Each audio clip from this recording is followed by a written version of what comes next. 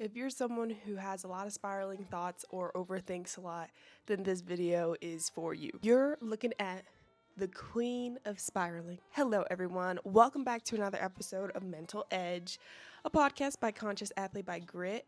Oh my God, I'm so sorry if the lighting changes. We're going with natural lighting today, so whatever nature decides to do is what we're gonna get. Today, we're gonna keep it short, sweet, and simple. SSS. Oh, triple S.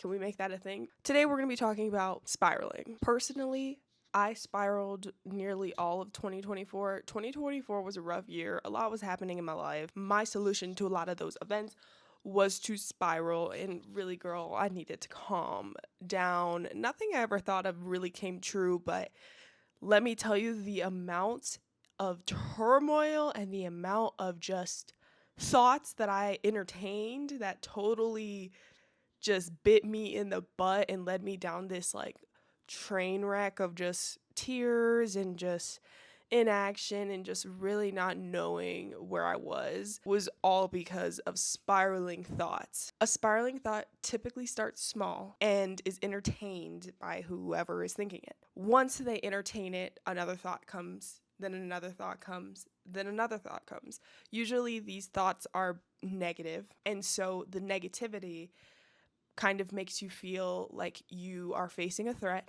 And so you go into this kind of fight or flight and you try to solve a problem from that mode. And you end up actually solving nothing, but putting yourself in a state of just chaos to the point to where the only way to get out of it is to end up like in tears and kind of just cry it out. Or you just end up almost stale and like paralyzed and don't really know what to do next, like emotionally paralyzed. It's really a big rabbit hole of what ifs. It's really like questions that, most likely will not come true.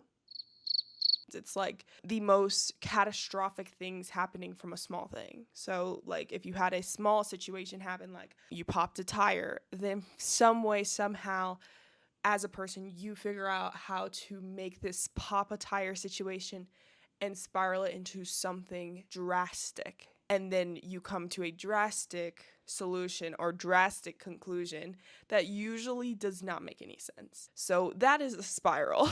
There are levels to this, y'all. Typically, when a person wants to stop spiraling, they pretty much gotten to a point to where they have recognized that they spiral. I think that is step one. Once you recognize that the way you think about solutions and the way you come to conclusions is not effective and not how you want to think, then that is step one. Recognizing that, oh, I am in a spiral, or I'm about to spiral, or I've been spiraling is a great step to be at, because now you can start to understand why you're doing it, start to understand what you want to change and how to change it, things like that. I want to dig a little bit deeper into why we spiral. We can probably think that like this is our fault, and we can kind of go into a little bit of a victim mindset with it. That is not a road you want to go down.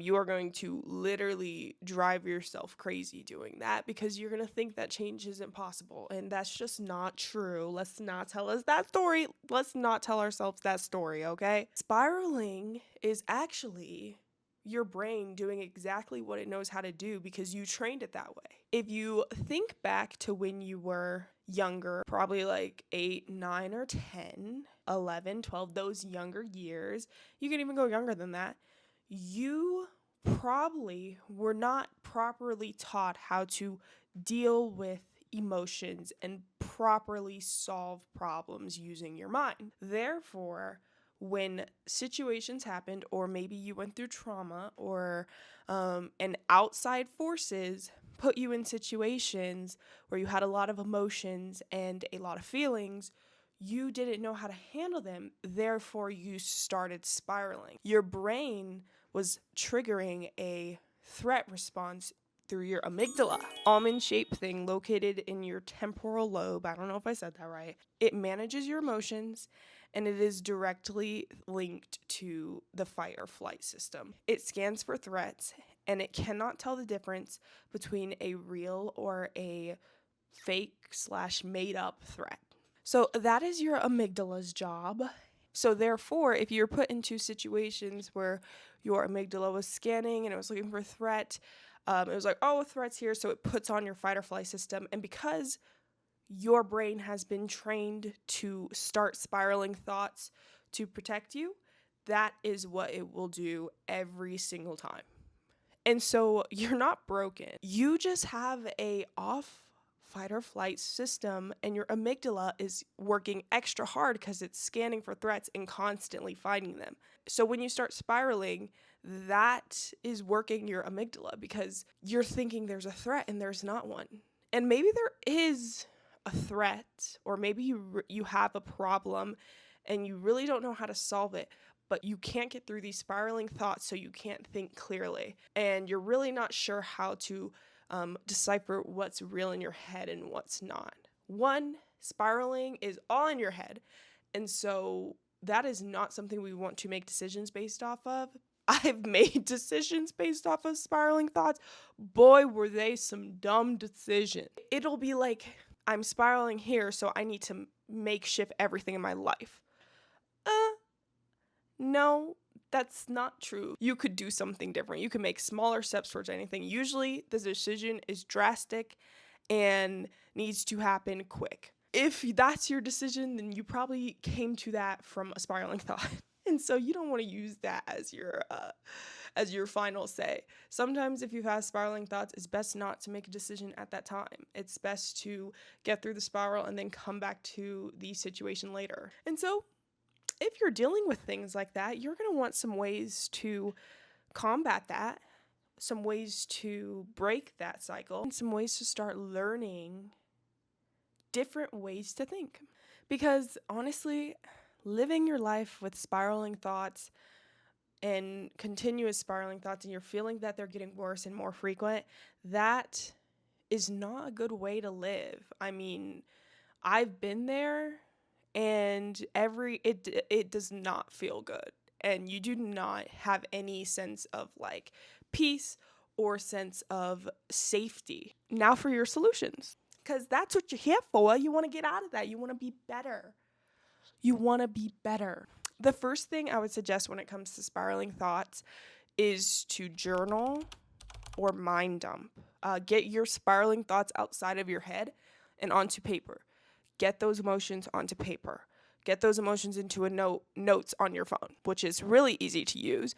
If you're like out in public and you start spiraling and you don't have anything to write with, notes app on your phone. It's great. Journaling already helps us process emotions and helps us understand where we're at.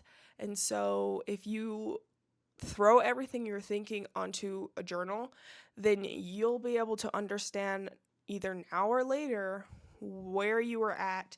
And maybe while you were thinking some of those thoughts, where did they originate from? And you can decipher if they are real thoughts or just thoughts that your brain are throwing to you from your past or from trauma, and you can decipher how you want to act from there. But sometimes just reading it can really help. The second tip that I have is getting outside, grounding yourself, going for a walk, just being in nature, because being in nature can be really healing. When I was a kid, I was always in nature and I loved it. If I could be outside, I would. Me and my friends would be acting like we're cooking outside. We'd be acting like we're hunters, stuff like it's just so much fun being outside. So when we're older, we don't really get outside as much, I feel, and enjoy it. Wow, it got dark, huh? It's been getting dark, like the clouds, but you know what, whatever. Speaking of nature doing what it wants to do. Getting in nature can be a great way to break up those thoughts and also just kind of clear your mind for the moment. I also suggest walking like a good distance, because when you're walking and say you start walking and you're having spiraling thoughts, you can eventually get to a point to where the spiraling thoughts will end on your walk. So if you walk far enough, you can walk out spiraling thoughts. I did this last year when I was just really just going through it emotionally, physically. It was just a lot. So I would just go on these walks. I started with them and I would listen to positive things. First, found it hard for my brain to focus on anything other than what I was spiraling about. And then eventually, as I kept walking, I started listening to what positive things the like philosophers were saying in my head, or were saying in my ear because I had earbuds on. I came back from my walks feeling like, oh, okay, like most of those thoughts I was thinking, not true, not real, probably 99.9% of them. And so it kind of reset and gave me a new way to think. The next thing I would suggest, the third thing, is to talk it out with someone. And you'd want this to be someone that you trust and someone who you know you can confide in and will give you real advice, even if it sucks to hear. Out of your head and told to someone else can actually bring you back to, the reality of the situation. There are 1,000 things you can do, but for the sake of time, the last thing I'm going to suggest is to shift your focus by intentionally distracting yourself, not avoiding what you're feeling, but intentionally distracting yourself with the intent to bring yourself out of those spiraling thoughts. So a walk could be a distraction. If you're spiraling about a project or a goal that you have, making steps towards that, little steps, baby steps, whether it's, for me, it would be like editing. It'd be like pulling out the laptop and editing for 15 minutes, and usually that turns into longer. When I was younger, Coach Swift, who you'll hear us mention a lot, he made me walk out to a stop sign because I was so in my thoughts. He said, get into your workout clothes and walk out to a stop sign and then walk right back inside and do whatever you want. Like, just go back to it, whatever. And I was like, okay. So then I do that and I get out to the stop sign. I literally stop at the stop sign. I'm like, this is so stupid. Like, I'm just going to run. So I went for a little run, and that took me out of whatever space I was in prior to that. So sometimes it just takes an action to get you out of a spiral, to get you out of that headspace. It's saying, I'm not going to choose to entertain these spiraling thoughts.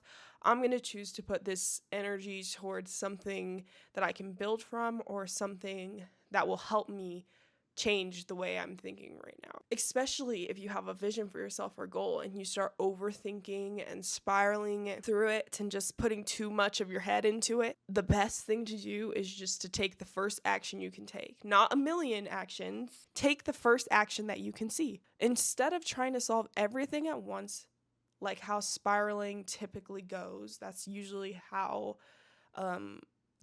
what feeds it, is trying to solve each and every single part of a situation at once and having it instantly be done with. That's not going to happen. You have to control what you can control today and take baby actions that can build upon each other. This is just my advice for anyone working through spiraling thoughts and working to better themselves and change that way of thinking so they can, prepare themselves better for their future and be more present and effectively solves problems. My advice is, through this process, be patient with yourself. Your brain is going to throw things at you because you're going to challenge your normal. And we as people like normal. We like comfort. We're comfortable in our spiraling thoughts because that is what we know. And so you'll be shocked to find how much you kind of resist changing the spiraling thought and maybe even go back to being a victim, or back to that I can't change mindset. You're changing something that you always did, and brains don't like that. Brains are like, nope. And so it's actually way more uncomfortable than you think. It's never a linear slope. Eventually you get to the point where you don't even entertain the thoughts anymore, and you realize that these thoughts are just thoughts. The only person who is going to make them true is me, and I can choose to believe them or choose to not. I used to believe that almost every one of my thoughts were true, and it's just not. These thoughts were built over time. They come from old beliefs. They come from trauma, and they are trying to protect us. They're not trying to destroy us. But if we keep entertaining it, then we can let that destroy us. There's my piece for you. Be patient with yourself and be kind to yourself most of all. And I think when you hit when you leave your parents' household and you get out into the world and you have your own bills to pay and your own responsibilities, you really learn how you think. You learn about all the things that you taught yourself, all the things you picked up from your parents, all the beliefs, all the habits. You really learn that. And so just be aware of that and, understand that you are just a human being and you're making change, and change isn't, change ain't easy, guys. I'm working on it. And I hope you will work on it too if you're watching this video and it's something you struggle with. Leave a comment, share a tip about what you do when you're spiraling. What are some things that you do to bring yourself out of a spiral, or what you do to bring yourself out of those overthinking thoughts? How do you ground yourself back to reality? Make sure to drop that in the comment section. And make sure, of course, to subscribe to Conscious Athlete by Grit. Listen to our podcast on all your streaming services. Follow us on Instagram, TikTok, Facebook. We're on all of those. And we look forward to providing more videos. I look forward to sharing more videos. So I'll see y'all soon. I'll see y'all later.